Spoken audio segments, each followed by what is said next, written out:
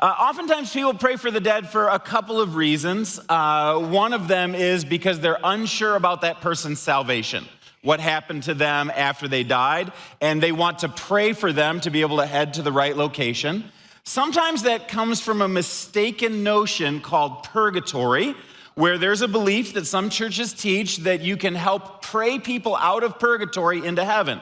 And purgatory, if you don't know it, is kind of like a holding pen where sins get burned off before somebody gets to heaven.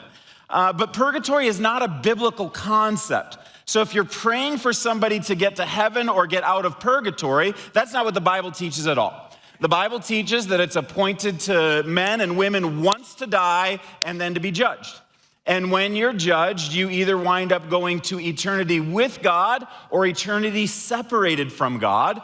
And any prayers that happen for that person afterwards, just, not to be mean, but just bluntly, they're ineffectual. They don't affect that person.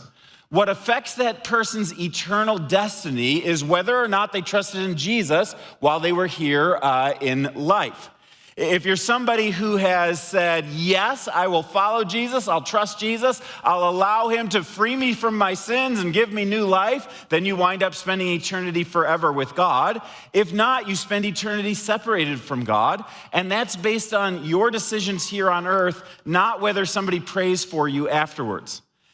Now, I know that there are some people who kind of feel a special connection to somebody who has gone before them. They like to talk to them or to imagine that they're looking down on them from heaven. There's an interesting verse in Hebrews, chapter 12, verse 1, that says, "Since we're surrounded by such a great cloud of witnesses." And in that context, it's talking about Hebrews chapter 11, which is all of the saints who have gone before us that are cheering us now in life.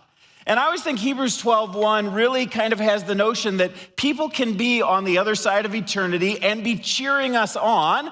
And if it's in that sense that you're talking to them or communicating in that regard, I think that that's legit and biblical.